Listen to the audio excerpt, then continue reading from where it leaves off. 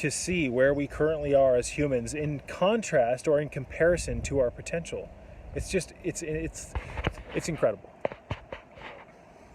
So when you get a taste of the divine, ladies and gentlemen, when you experience non-ordinary states of reality, when you move your assemblage point through shamanism or breath work or yoga or kareza, when you start to shift your consciousness through things such as, but not limited to, gnosis or kundalini, you get shown a glimpse or glimpses of the truth. When you alter your consciousness out of the current state of consciousness that we're currently in here in this matrix, this prison consciousness, you get given a glimpse of what else is out there in the form of energy. You see, we are in a realm of energy right now. Between my eyes and the phone that I'm recording this video on, there is a vast labyrinth of interconnected fibers and energy that is part of what I call the omni field. It's everywhere. Anytime you see space between objects, folks, there is a vast three-dimensional, fourth and fifth dimensional grid of living intelligent filaments and fibers and strands that are conscious of one another. This is called the God grid. The God grid is a mathematical consciousness grid that constructs and holds everything in this material world together.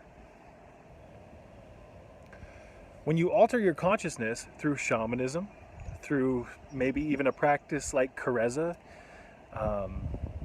oftentimes what happens, ladies and gentlemen, is people's assemblage points are shifted and they are allowed to, based on the moving of their assemblage point, to take in more information through their photoreceptors from the electromagnetic spectrum, and they can see all the energy around them. See, so how would I put this into words? Excuse me.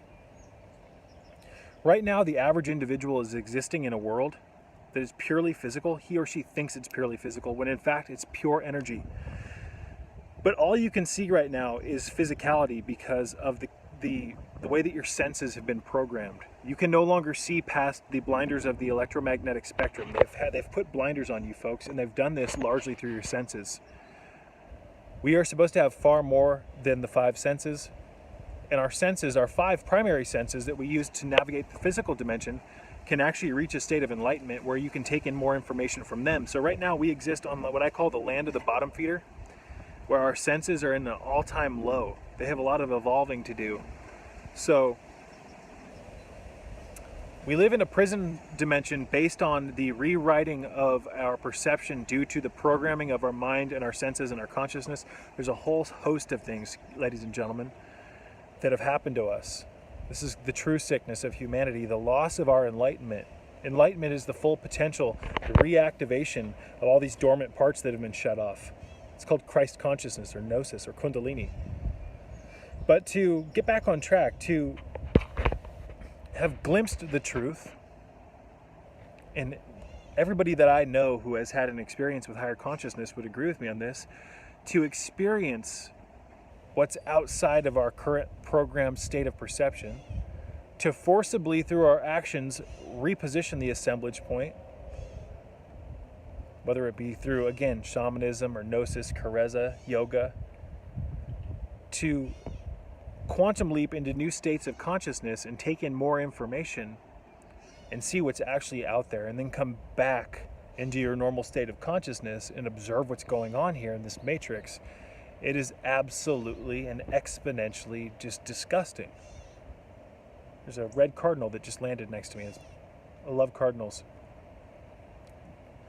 And it's not that I'm a angry person, ladies and gentlemen. When I say that it's a disgusting display of human behavior here in this matrix, I am not an angry human for judging human beings. I'm simply noticing the flaws in our behavior and bringing them to light. We were designed to experience a lot more than this, ladies and gentlemen. A whole lot more. And it blows my mind to even just drive down the road and to observe the nature of things, because I'm constantly comparing and contrasting in my mind what this dimension could look like. You see, people think that these cars and these houses and these televisions and these satellites in space and all this nonsense is evolutionary, and that we've reached the pinnacle of, evolution because we have smartphones and all this nonsense. Ladies and gentlemen, we are still in a highly medieval state of being, whether you like to believe it or not. You see, just because you think having a smartphone is a sign that we're in some advanced futuristic civilization, just because you have a car that has an LCD screen on it or LED screen that you can tap in coordinates to and it'll guide you to your destination, just because you have this stuff doesn't mean that you're living in the future or in some type of technologically advanced civilization. We are still in a very, very medieval form or bandwidth of consciousness, ladies and gentlemen. We could be having technologies unraveled here in this dimension that would make your fucking head spin because of how spiritually powerful they actually are. I'm talking about crystal technologies, ladies and gentlemen, Tesla coils, free energy devices, healing devices that could rejuvenate every single cell in your body regardless of your age and let you live forever. I mean, we've been sold a bill of goods here, folks. We have been sold a massive bill of goods.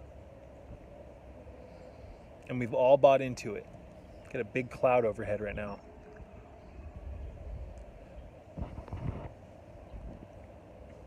So I've shifted my assemblage point forcibly into radically different and foreign alien into radically alien positions in comparison to the average human here in this matrix.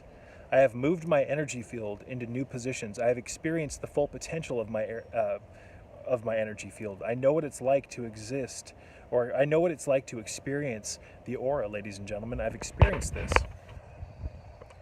And because of these experiences, it's forever changed my consciousness, because once you start to unravel the truth of what's going on here, folks, you can never really go back. It forces you to change. And to come back down here into the material plane and to observe things, it really shows you how this reality is indeed the Matrix.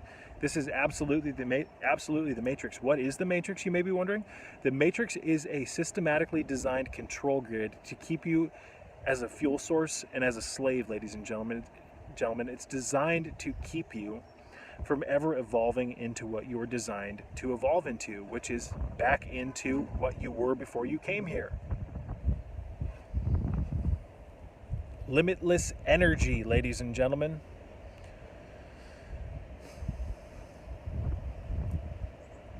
But you come into this world, and pretty much from the moment you're born, you get exposed to a lot of trauma. And those traumas move your assemblage point. Now, I'm not going to go into what the assemblage point is in this video. I've talked about it in a handful of videos, ladies and gentlemen. Consult my old videos on the assemblage point here on the Patreon page. I have a handful of them. I talk about what it is. It's basically where your physical body aligns with your energy field, your subtle organizing energy fields, your aura. Your aura is composed of multiple layers, consecutive layers of energy that range from dense to subtle. It's a cocoon of energy that connects to something outside of our luminous egg or our aura that I call the God grid, which is, again, that living, intelligent, vast, infinite ocean of strands of sentient, intelligent fibers, filaments, and strands that are all aware of one another. It's a geometric grid that we live in that's 3, 4, and 5th dimensional, and it's conscious of itself, and it's conscious of us and our movements through this field. But we don't experience that now, do we? We just walk around, we think that we're cool, and we think that we're hip because we have a cell phone in our pocket, and, we go to school and get good grades, and we develop these huge egos and think we're so great and so special. Ladies and gentlemen, if you only knew what you were designed to actually be, if you actually knew the potential of your human body and your mind, you would think that your little degrees and all your nonsense was just, come on. But this is how the system captures you. It makes you identify, it makes you, or it encourages you to identify with the roles that you've accepted, so to speak. So, I'm John the carpenter, or I'm Susie the butcher, or this and that. You define yourself through your career, through your work, never knowing that there's much more outside of what you've been conditioned to think you are. It's amazing. So many people just view themselves as their job. Like, oh, I'm Bob the Butcher, or, you know, I'm Bob the Builder. No, you're not. That's a job that you have here in hell so that you can afford your bill, or so that you can pay your bills and afford the home that you're living in that's killing you, taking your energy from you with all the electromagnetic fields and all the nonsense. Ladies and gentlemen, this is ridiculous, these lives that we live. It's absolutely ridiculous.